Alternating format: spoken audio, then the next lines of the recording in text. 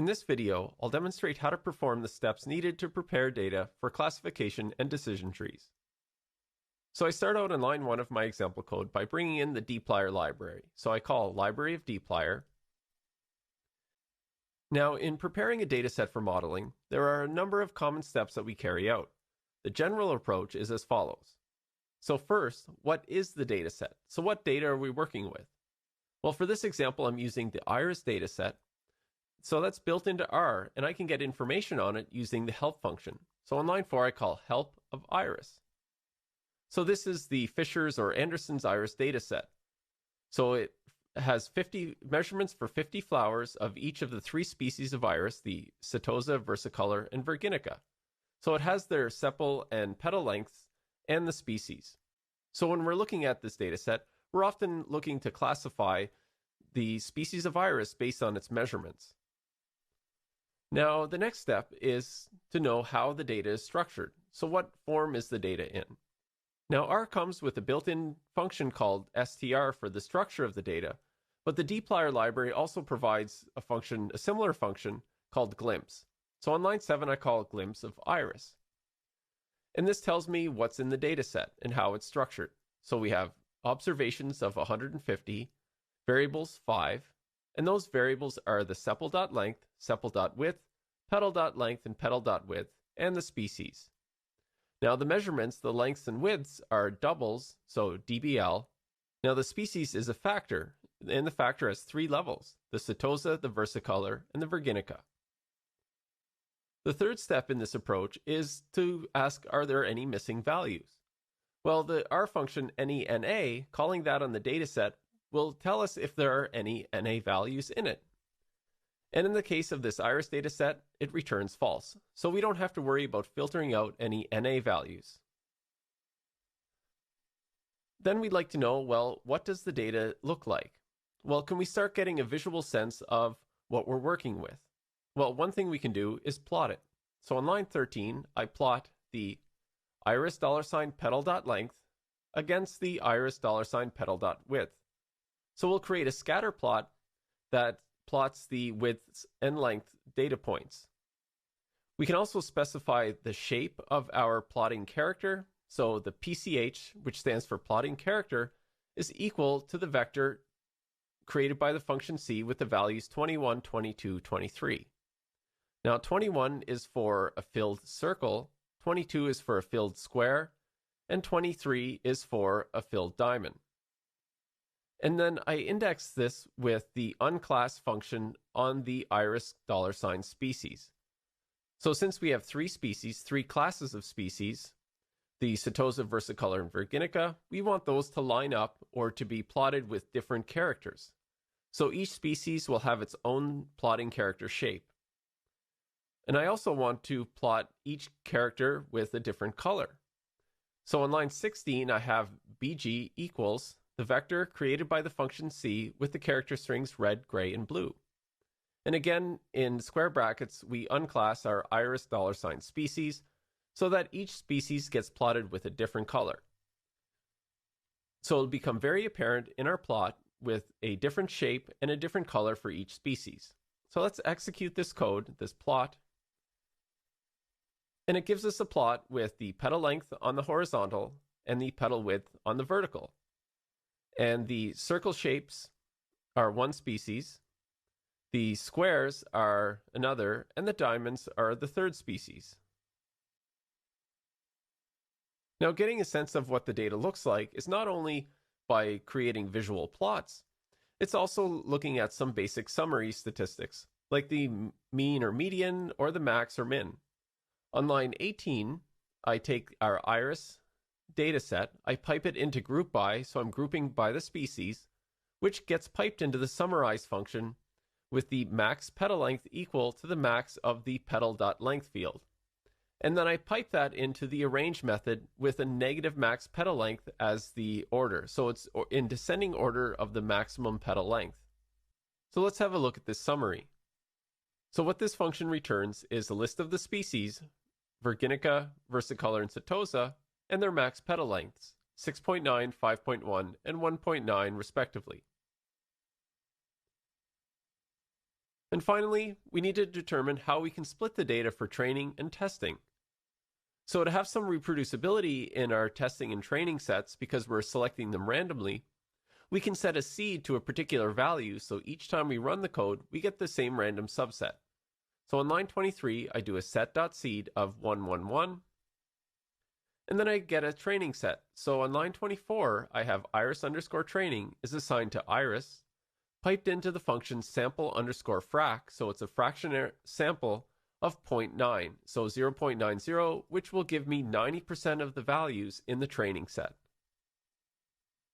So this gives us 135 observations of the 150. And then iris test is the iris data set with the set difference of iris_training. So anything that's in iris training will be excluded from our test set. So iris test gives us 14 observations. So we're going to train our classification model on 135 observations, and then we'll validate it on the test set, which has 14 observations. And that concludes this demonstration of preparing data for classification.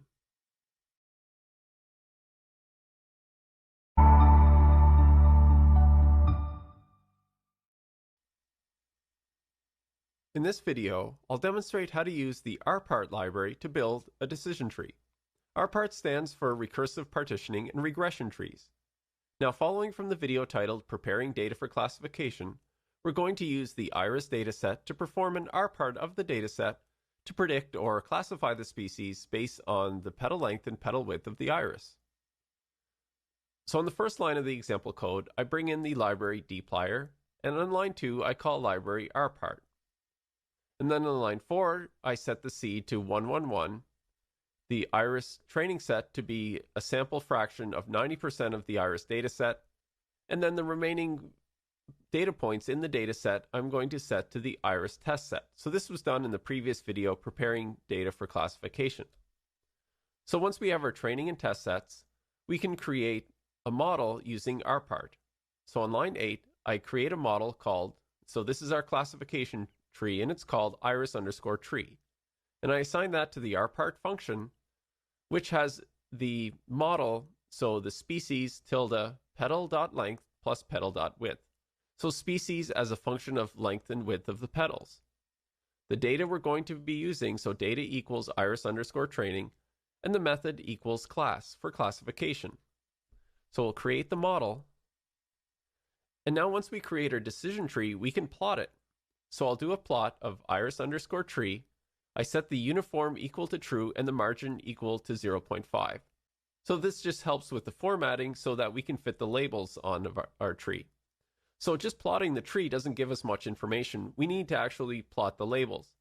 So we do this on line 13 with the text function. We give it iris_tree, and then use.n equals true. And then we get the tree, how it classifies. So what the classification tree has, if the petal.length is less than 2.6, it classifies it as a setosa. Otherwise, it goes down the other branch and checks the petal.width, and if that's less than 1.75, it classifies it as a versicolor. Otherwise, it classifies it as a virginica. Now it shows the tallies of the classifications. So the setosas, 47 of them are with the petal.length less than 2.6, and there are no versicolors or virginicas with that classification. If we classify a versicolor with the petal.width less than 1.75, 44 of them are versicolor, but 5 are virginicas, so there is a bit of overlap. And likewise, with the petal.width greater than or equal to 1.75, although there are no setosas, there's 1 versicolor and 38 virginicas. So there is a very slight overlap, but the classification performs fairly well. So now let's do a prediction using this. So on line 15, I have iris_test. I create a new column called predicted, and I assign that to the results of the predict function, where we pass the iris_tree, our model, the iris_test, so the remaining values from the iris dataset that we haven't touched yet that we're going to use to validate the prediction, and the type is equal to class for classification. So we'll create the iris test predicted values, and then on line 18 we have iris_test, comma 56. So I just want the species and the predicted values to see what the results are and see how they line up. So if I look at the results in the console, the species and the predicted are all identical. So it predicts it perfectly, at least for this subset. Now, what I'm going to do is scroll back up to line 5 and change the sample fraction from 90 to 80. So this means we're only going to be training with 80% of the data set, and we're going to use the remaining 20 to classify with. So I'll rebuild the iris training set, the iris test set. I'll re-execute the rpart function to recreate the model with the new training set. I'll plot the changes. And if you'll notice, the petal.length classification went from 2.6 to 2.45 because of the new data. And the petal.width, it's 1.75, but the numbers have changed very slightly. So let's look at recreating the prediction. So we rerun line 15 where we run the predict function, and then we'll look at the classification. Now in the console, it does a pretty good job of predicting all of the setoses identically, the versicolors, but when we get to the Virginica classifications now, the 20-second record, it's actually a Virginica, but it gets classified as a versicolor. So it doesn't always predict perfectly, but it is fairly close, and it is a good approximation of how we classify these iris species. And that concludes this demonstration of using rpart.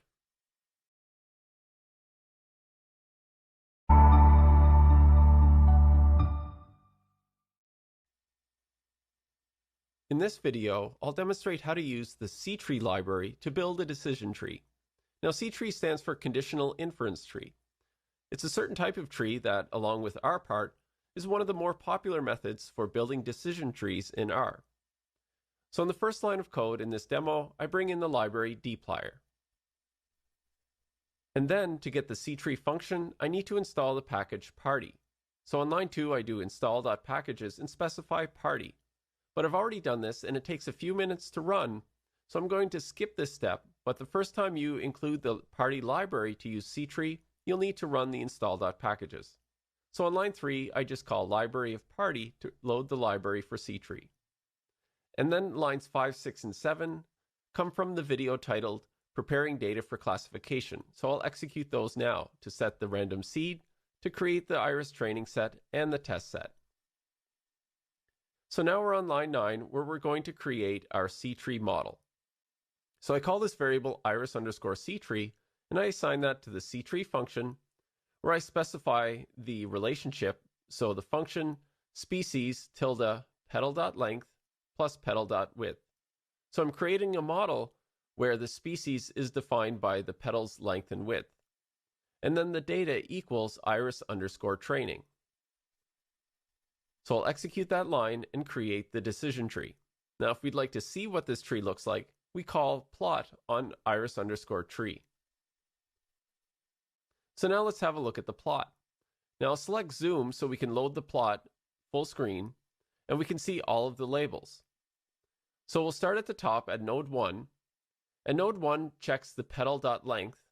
If it's less than or equal to 1.9, then it goes to node 2 of the tree and classifies it as a setosa 100% of the time.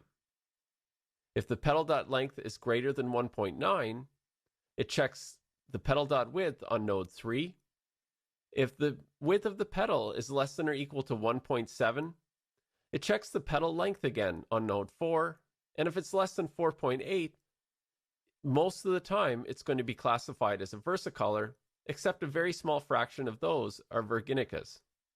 If it's greater than 4.8, then there's slightly more than 40% of those that are versicolor, and almost 60% are Virginicas.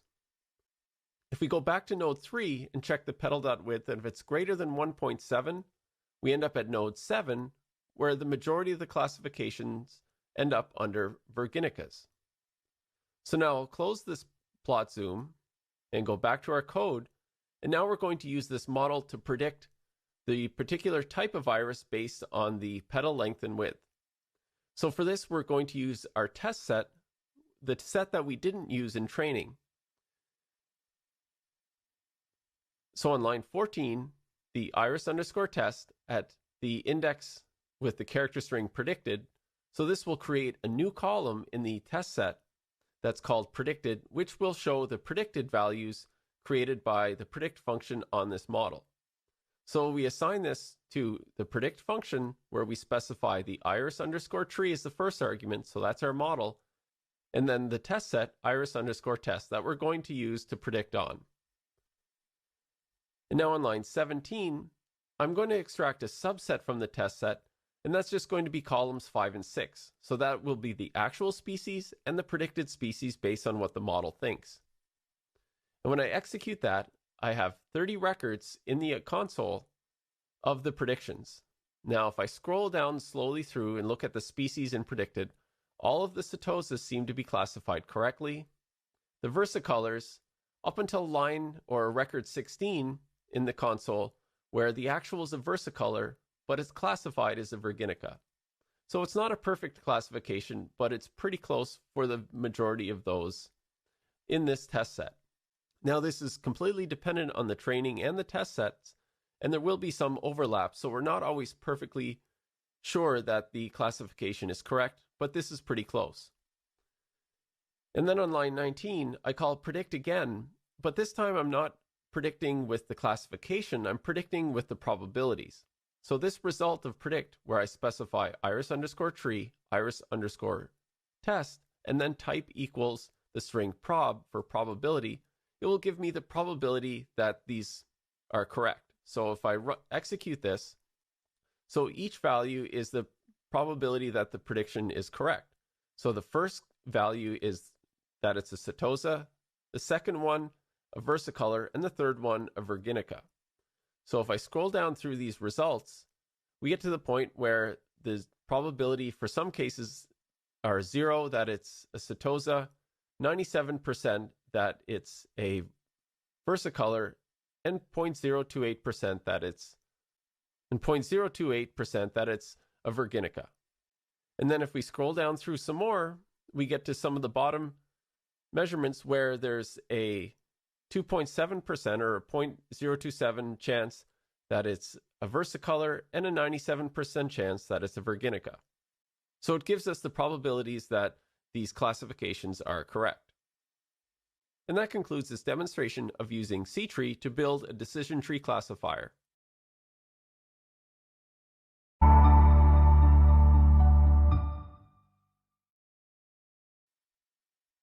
In this video, I'll demonstrate how to perform some common steps to prepare data before carrying out some clustering methods. Clustering is an unsupervised learning method, so we're not trying to model outcomes based on prior knowledge, we're trying to group data based on similarities and patterns. Unsupervised learning means that there's no outcome to be predicted, and the algorithms just try to find patterns in the data to put them into logical clusters. For this video, we're going to be using the built-in dataset Iris. The steps we need to prepare the data are somewhat similar to what we performed in the video titled Preparing Data for Classification, but we're going to take a bit of an artificial approach to the clustering of the Iris dataset. We're going to assume that we have no prior knowledge of the species. That is, we're going to assume that we only have the measurements of the flowers, but that the data is unlabeled. So I start out in this example code by bringing in the library dplyr. And then on line 3, I call help of Iris, so we can get some information on the Iris dataset. So this brings it up from our documentation. The documentation explains that the dataset contains measurements of the sepal lengths and widths and petal lengths and widths of 3 species of iris. But we're going to remove the species variable and pass the unlabeled measurements to our clustering algorithms. But before we do that, let's take a glimpse of the Iris dataset. So I perform that on line 4, and in the output, we get that there's 150 observations across 5 variables. We're dealing with the measurements of the sepal.length, the sepal width, the petal length, the petal width, and the species. And the species is a factor based on the levels being the 3 flowers. One thing we should do always when we're preparing data is to check for NA values. So on line 5, calling any NA of Iris, this returns false. So we don't need to worry about imputing values or filtering out values that are marked as NA, because there's none in this data set. So now on line 7, I'm going to create a variable called unlabeled_iris, and I'm going to assign this to the iris data set, but we're going to remove the species. So I pipe iris using the dplyr pipe operator into select, and I specify minus species. So this means select everything from iris except for species. So when I select that line of code, we get a new data frame unlabeled iris, and on line 9 I call head of our unlabeled iris variable, and that shows the information that we currently have. So it's just the 4 measurements with no species information. Now, one last thing we can do is do an exploratory plot. In this case, a pairs plot of our data points. So what we get when we run the pairs of our unlabeled iris are all the pairs of the plot based on the measures plotted together. So each variable on the X and each variable on the Y. So we get it in a nice grid format. Now I'll click on zoom to bring it up bigger. And if we can visually spot groupings, we can intuitively guess that the data can be clustered in some fashion. But not always. It says nothing about the accuracy we might achieve when clustering. And even if we can't see it visually, there may be some measure of distance between points that we can use to find a logical clustering of our data. In any case, it's still a good idea to find some visual perspective on the data, some exploratory plotting, that can be done before getting into clustering methods. And that concludes this presentation on preparing data for clustering.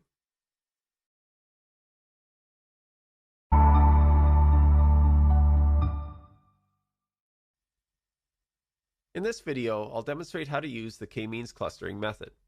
So on line 1 of this example, I call library dplyr to bring in our dplyr library.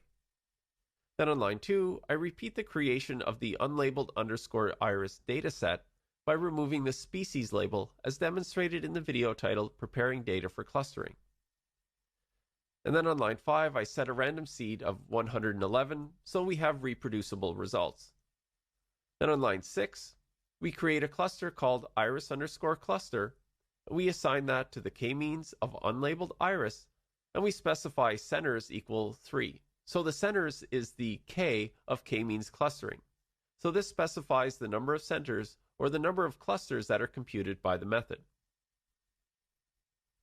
And then on line 7, I create a table of the results comparing the clusters to the actual species of iris.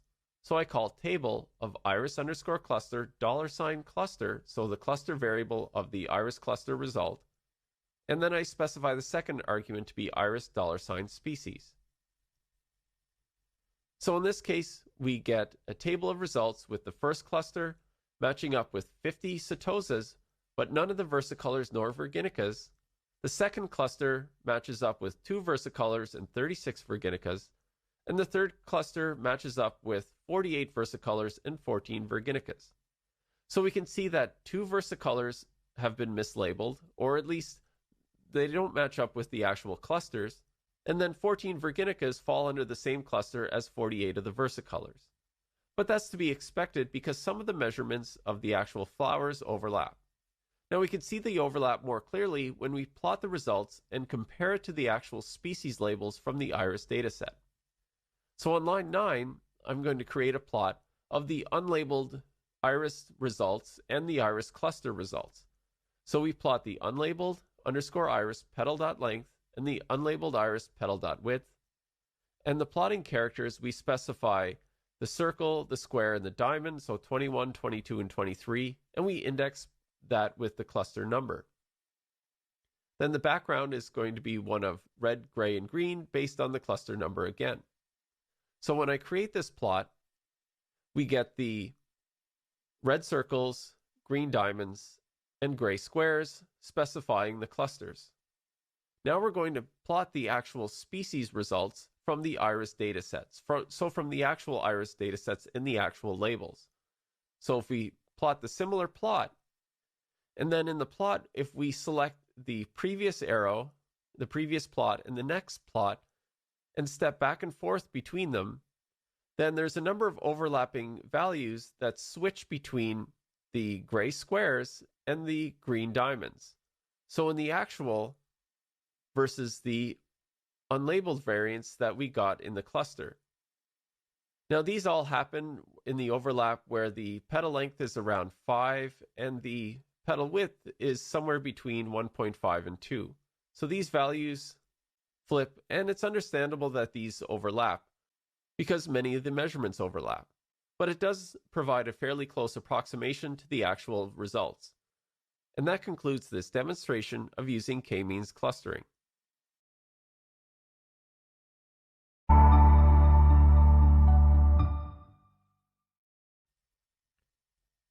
In this video, I'll demonstrate how to use hierarchical clustering with the hclust and cut tree methods. So on line 1 of this example, I call library dplyr to bring in our dplyr library. Then on line 2, I repeat the creation of the unlabeled iris dataset by removing the species label as I demonstrated in the video titled Preparing Data for Clustering. Then on line 5, I set the random seed, so I call set.seed with 111, something I chose arbitrarily. But this will give us repeatable results. Now in line 6, I create a variable called iris_hierarchy, and I assign that to the hclust method and specify the unlabeled iris, but I need to wrap that in the dist method so it has some sense of the distance between values. And then I specify method equals centroid. Now if you check the R documentation for the hclust function, you'll find a number of different methods that can be specified. In this case, I chose the centroid method.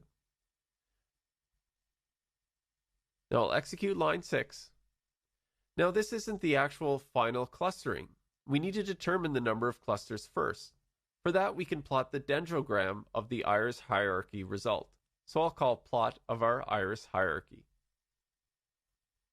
Now in the plot, we need to find a way of determining the number of clusters. Now if I zoom in to this dendrogram, so we have our cluster dendrogram, if we draw a horizontal line through it at some point, we'll cut a number of branches. So if we at a height of 1.5, we'll cut into 2 branches. So that would say, well, if we divide this into 2 clusters, that's where we would cut it. Now if we draw a horizontal line somewhere between 0.5 and 1, we can cut anywhere between 1, 2, 3, 4, 5 or 4 or 3 clusters. Now this demonstration is a little bit artificial because we're working with the iris dataset and we know there are 3 species in that, so it makes sense to choose 3. And that's what I'm going to choose. But it would be valid given this dendrogram to choose something like 2 or 3 or 4 or 5 or 6, just based on the branching in the dendrogram. So I'll close this plot, and we're going to call the cuTree method or the cut tree function. So on line 10, I create a variable called iris_cluster, and I assign that to the cuTree function, and I pass as arguments the iris_hierarchy variable and the number of clusters, in this case 3. And that gives us our actual cluster information. So we're going to tabulate the clusters against the actual species of the iris dataset. So on line 11, I call table of iris_cluster and iris $species. And in the results, we have the iris cluster, so the number of the cluster that was assigned, and then how it corresponds to the actual species. So cluster 1 was corresponding to 50 setosas, and none of the versicolors nor any of the virginicas. So cluster 1 could be thought of as the setosa cluster. Cluster 2 corresponds to 45 versicolors and 1 virginica, and cluster 3 corresponds to 5 versicolors and 49 virginicas. So the clustering actually matches fairly closely to the actual species. Now, to see these results in comparison a little more clearly, we can plot the results of the clusters and the results of the actual species information and compare the plots. Now, I did the same thing in the video titled Using K-Means Clustering. So we'll do it here for the hierarchical clustering. So the first plot will be the cluster plot based on the results of our clustering. And the second plot will be the actual iris species information from the iris dataset. Now, to see this, to flip back and forth between the 2 plots, we can see the shapes and colors change based on what was overlapping. So if we step back to the previous plot and step forward again, back and forth between the two plots, we can see a number of the shapes and colors change between the two plots. So the actual information, the actual iris dataset information, and then the clustering. Now there's some values around a petal length of 5 and a petal width of just over 1.5 where the overlap occurs, and that's where the values are labeled differently in the actual data set from what the cluster information gave us. But that's to be expected. And that concludes this demonstration of using hierarchical clustering.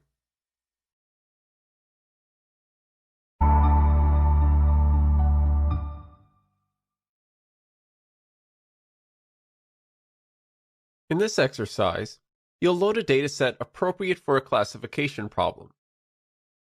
Then slice the data for training and testing. Train a decision tree classifier using the data and a relationship inside of that data. Plot the decision tree. And use the predict method on the test data. Now you can pause the video and perform the exercise, and when you've completed it, come back to the video to see what I did. Now here's how I carried out the exercise. So on line 1 of my example, I bring in the library dplyr. Then on line 2, I call library of tibble, and I bring in library rpart because I'm going to use the rpart function to create my classification tree. The dataset I'm going to use is the mtcars dataset. So on line 5, I create a new dataset called pcars, where I convert the row names to column of mtcars, and I call that variable car, so var equals car. Because the row names in the mtcars dataset are the makes and models of the car, so I want to bring that into an actual data frame column. And then I pipe this into the select of the car, the sil for the cylinders, the HP, the disp, and the weight. So I'm going to use the horsepower, displacement, and weight of the car to determine the number of cylinders. So I want to create a classification on the number of cylinders of the car. So I execute line 5. I set the seed equal to 111. I create a training set called pcars_training on line 9, and I assign that to pcars piped into sample_n of 22. Now, since pcars has 32 observations, we're going to use 22 of those for training, which leaves 10 for testing. So I create the training set, and then I create pcars_test. That's assigned to pcars piped into the setdiff with pcars training. So it's going to give me all of the cars that are not in the training set. And now I'm going to create my tree using rpart. So on line 12, I have pcars_tree is assigned to the rpart function. And then I convert the cylinders into a factor. So I do as.factor with cyl, because there's 3 options for cylinders, 4, 6, and 8. And they're not numeric values, they're actually factors. So it's a classification of the type of engine. So the number of cylinders as a function of the horsepower, displacement, and weight. So I have as.factor of cyl tilde HP plus disp plus WT. The data is equal to pcars_training, and the min split is equal to 3, because I have 3 actual factors, so I want to be able to split it into 3 categories. So now that the tree is created, we can plot it. So I call on line 17 plot pcars_tree uniform equals true and margin equals 0.5. So specifying the margin gives us enough room to plot the text on our plot. So now we'll plot the labels. So I call text of pcars tree use.n equals true. And now we have a labeled plot of our decision tree. So if we start at the top node, it checks the displacement, the disp. If it's less than 266.9, it then goes to the left and checks the horsepower, the HP. If that's less than 99, it goes to the final node where it classifies it as a 4-cylinder engine. Otherwise, if the displacement is greater than 266.9, it classifies it as an 8-cylinder engine. If the horsepower is greater than 99, then it checks the displacement. If the displacement is less than 120, it classifies it as a 4-cylinder engine, otherwise it classifies it as a 6-cylinder engine. Now let's use our decision tree in a prediction. So on line 20, I take pcars_test, and then I index it with the character string predicted. So I'm adding a new column called predicted to our pcars test, where we're going to store the prediction results. So I assign this to the predict function on pcars tree, so we're using the pcars tree model. The data set will be pcars_test, and the type will be equal to class, because we're doing a classification. So I'll execute line 20, and then I'll output the results. So in the console, the important columns are the CYL or cylinder column and the predicted. So these should match up if the decision tree got it right. So if we look at the test set, we have 8 and 8, 4 and 4, 6 and 6, 8 and 8. So we go all the way down, they're matching up, 4, 4. And then our last record on line 10, the Volvo 142E, is a 4-cylinder car, but our classifier, our decision tree, classified it as a 6-cylinder engine. But overall, our classifier performed fairly well. And that concludes this exercise on creating a decision tree.